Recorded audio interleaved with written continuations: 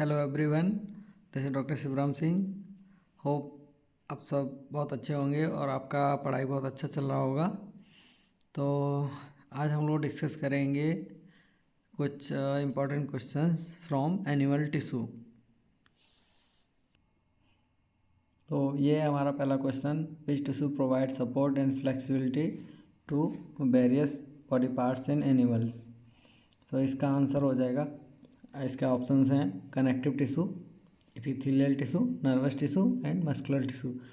तो हम सब जानते हैं इसका आंसर होगा कनेक्टिव टिश्यूज।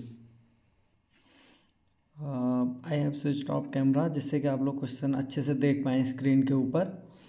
तो अपनी बॉडी में 4 तरह के टिश्यू पाए जाते हैं, connective tissue, epithelial tissue, nervous tissue, muscular tissue. Muscular tissue सारे मसल बनाता है, जो स्केलेटल मसल्स होते हैं वो। नर्वस टिश्यू में आपका आ जाता है सारे के CNS, PNS, peripheral nervous system. CNS में आता है ब्रेन और spinal cord. Peripheral nervous system में आ जाती हैं सारी की सारी नर्व्स। ये सब मिलकर बनाते हैं हमारा नर्वस टिश्यू। और एपिथेलियल टिश्यू सारी की सारी बॉडी सरफेस को लाइन करता है एज एपिथेलियम, जैसे कि स्किन, और सारी की सारी कैविटीज़ को लाइन करता है, जैसे कि इंटेस्टाइन के अंदर क्यूबोइडल एपिथेलियल लाइनिंग होती है, सॉरी कॉलमनर एपिथेलियल लाइनिंग होती है, जो कि एब्जॉर्प्शन में हेल्प करती है। और चौथा टिश्यू होता है कनेक्टिव टिश्यू, जो कि सारे के सारे ऑर्गन्स का बेसिक जो फ्रेमवर्क होता है वो बनाने में हेल्प करता है। कनेक्टिव टिश्यू का काम बाकी जो भी अदर तरह के टिश्यूज़ हैं उनको सपोर्ट प्रोवाइड करना होता है। जैसे कि एपिथेलियम जो होती है स्किन में डर्मिस के ऊपर होती है, और डर्मिस कनेक्टिव टिश्यू की से मिल के बनी होती है। What is the primary function of stratified squamous epithelium? Absorption, secretion, protection, contraction. तो इसका आंसर होगा प्रोटेक्शन। तो स्ट्रेटिफाइड स्क्वैमस एपिथेलियम क्या होती है? ये जानने के लिए सबसे पहले हमें जानना रहेगा कि एपिथेलियम क्या होते हैं। एपिथेलियम क्या होती है? एपिथेलियम एक लाइनिंग होती है सेल्स की, जिसको हम लोग बोलते हैं एपिथेलियम। एपिथेलियम कई तरह की हो सकती है, जैसे कि सिंगल लेयर है फ्लैट सेल्स की, तो ये हो गई हमारी simple squamous epithelium.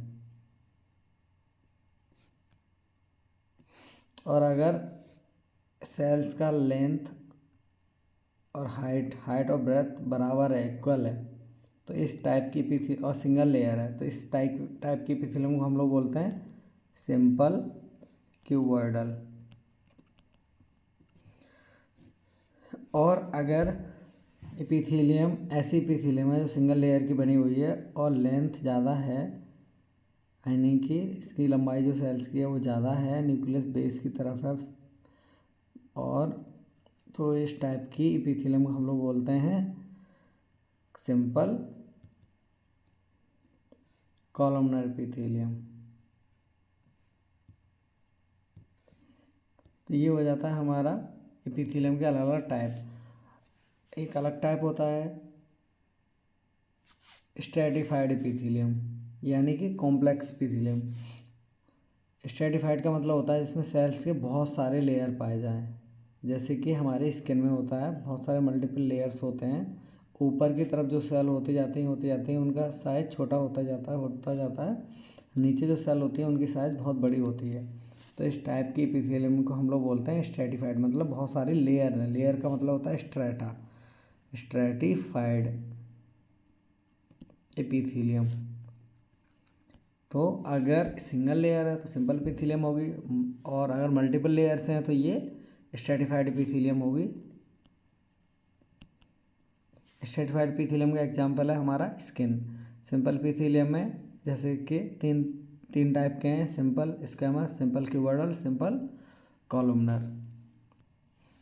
Where is cardiac muscle tissue predominantly found?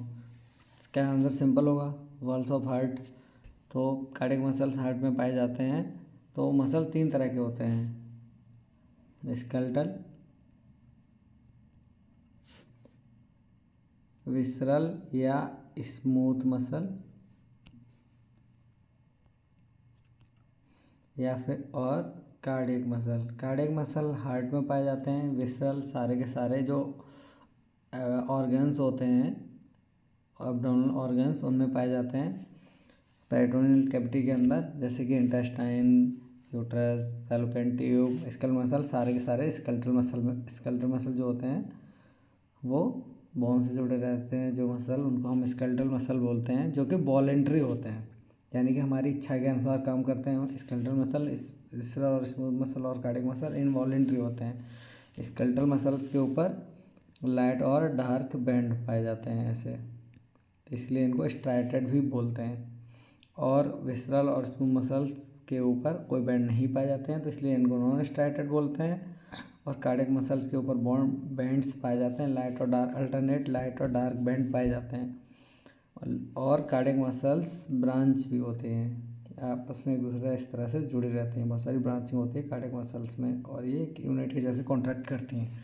तो आप बस इतना याद रखिए कि मसल 3 तरह के होते हैं, स्केलेटल, विसरल या स्मूथ, कार्डियक मसल्स। तो स्केलेटल मसल वॉलेंट्री होती हैं, विसरल या स्मूथ मसल इनवॉलेंट्री होती हैं।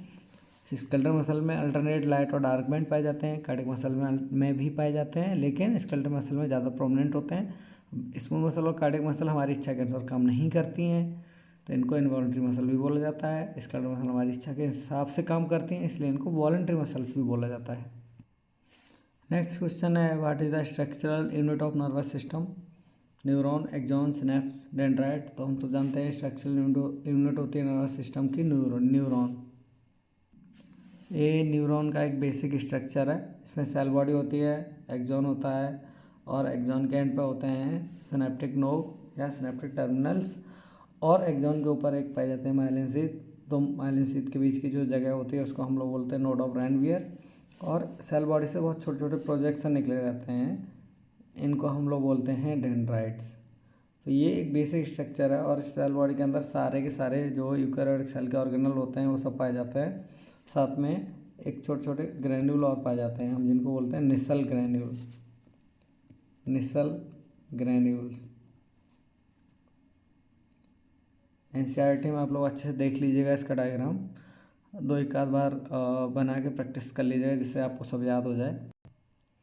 Which of the following is not a component of blood? RBC, WBC, platelet, chondrocyte. तो कॉन्ड्रोसाइट पाए जाते हैं कार्टिलेज में, और प्लेटलेट, डब्ल्यूबीसी, आरबीसी, ये सब ब्लड में पाए जाते हैं। ब्लड बना होता है दो चीज़ से, एक होता है प्लाज्मा, एक होता है फॉर्मल एलिमेंट। फॉर्मल एलिमेंट में हमारे आ जाते हैं सारे के सारे सेल, जैसे कि प्लेटलेट, डब्ल्यूबीसी, आरबीसी, और प्लाज्मा जो कि प्रोटीन और फ्लूइड से मिलके बना होता है, सीरम से मिलके बना रहता है। तो इस तरह से हमारा पूरा का पूरा ब्लड का कंपोजिशन होता है। 55% होते हैं फॉर्म्ड एलिमेंट यानी कि सेल्स, 45% होता है प्लाज्मा। तो ये हो गया ब्लड का कंपोजिशन। तो हम लोग अगले क्वेश्चन में मूव करेंगे। What is the main function of adipose tissue? Adipose tissue का मेन फंक्शन क्या होता है? Contraction, insulation and energy storage, support and protection, sensation. तो सेंसेशन होता है मेन फंक्शन नर्वस सिस्टम का, कॉन्ट्रैक्शन होता है मेन फंक्शन मसल्स का, सपोर्ट और प्रोटेक्शन होता है कनेक्टिव टिश्यू का मेन फंक्शन। तो फैट का मेन फंक्शन होता है insulation and energy storage. Which type of joint allow movement in all directions? तो इसका आंसर होगा बॉल एंड सॉकेट जॉइंट, क्योंकि हिंज जॉइंट दो डायरेक्शन में मूवमेंट अलाउ करता है। पाइवोट जॉइंट भी, पाइवोट जॉइंट जैसे कि होता है हमारा एटलस और एक्सिस के बीच में राइट लेफ्ट मूवमेंट करवाता है। ग्लाइडिंग जॉइंट भी सभी डायरेक्शन मूवमेंट नहीं करवाता है, तो इसलिए इसका आंसर होगा ball and socket joint. Which of the following is a characteristic feature of spoon muscle tissue? Spoon muscle tissue का कौन सा कैरेक्टरिस्टिक फीचर है? Voluntary control. स्पून मसल हम जानते हैं इनवॉलंटरी होती है। स्ट्रेट अपीयरेंस, ये स्केलेटल मसल में पाया जाता है। इनवॉलंटरी कंट्रोल, तो इसका आंसर हो जाएगा इनवॉलंटरी कंट्रोल। इंटरकैलेटेड डिस्क के कैरेक्टरिस्टिक फीचर होता है कार्डियक मसल्स का, कार्डियक मसल्स। तो इस तरह से हमारा आंसर हो जाएगा involuntary control. Where is hyaline cartilage commonly found in human body? Nose and respiratory passage, joint in between joints, external ear, skin. तो नोज एंड रेस्पिरेटरी पैसेज में जो कार्टिलेज होती है वो हाइलाइन कार्टिलेज होती है। जॉइंट और बिटवीन बोन्स के बीच में जो कार्टिलेज होती है वो फाइब्रस कार्टिलेज होती है, फाइब्रस कार्टिलेज। और एक्सटर्नल ईयर में होती है इलास्टिक कार्टिलेज। स्किन में कोई कार्टिलेज नहीं पाई जाती है। तो कार्टिलेज 3 तरह के होते हैं, hyaline cartilage, fibro cartilage, elastic cartilage. Which structure separate the thoracic and abdominal cavity in mammals? Diaphragm, peritoneum, pleura और रिब्स। तो इसका आंसर हो जाएगा डायफ्राम थोरेसिक और एब्डोमिनल कैविटीज़ को एक दूसरे से सेपरेट करता है। तो जो भी एब्डोमिनल कैविटी में जो भी ऑर्गन्स होते हैं, इंटेस्टाइन होती हैं, उनको थोरेसिक कैविटी में नहीं जाने देता है। तो डायफ्राम प्रोटेक्ट करता है, दोनों कैविटी को सेपरेट करता है। तो इस तरह से ये थे 10 इम्पोर्टेंट क्वेश्चन, और इसी तरह के और क्वेश्चंस मैं कोशिश करूँगा पोस्ट करता रहूँ आप सबके लिए। आप लोग एकदम अच्छे से पढ़ते रहिएगा। रूल सिंपल है, 50 क्वेश्चन फिजिक्स, 50 केमिस्ट्री और 100 क्वेश्चन बायो के डेली आप लोग को लगाने हैं, और चारों ऑप्शन पढ़ने के बाद आंसर करना है। बायो का क्वेश्चन सबसे तेज सॉल्व करने का सिंपल तरीका है, क्वेश्चन पढ़ने के बाद आंसर आपको याद आना चाहिए, ना कि ऑप्शन देख के आपको याद आना चाहिए। लेकिन फिर भी आपको आंसर याद आ गया है, पहला ऑप्शन सही है, फिर भी आपको चारों ऑप्शन पढ़ने हैं, जिससे कि जब एग्जामिनर कोई ट्रिक आपके ऊपर चलाने की कोशिश करे तो आप उसमें ना फंसें और अच्छे से सारा क्वेश्चन अटेम्प्ट करें। और ये वीडियो आप अपने दोस्तों के साथ शेयर करते रहिएगा, जिससे ज़्यादा से ज़्यादा लोग देखेंगे तो मुझे और बहुत सारे वीडियो बनाने का मोटिवेशन मिलेगा। So thank you and all the best. Kindly like this video, share and ask your friends to subscribe my channel so that I can get motivated and post more videos for you. Thank you.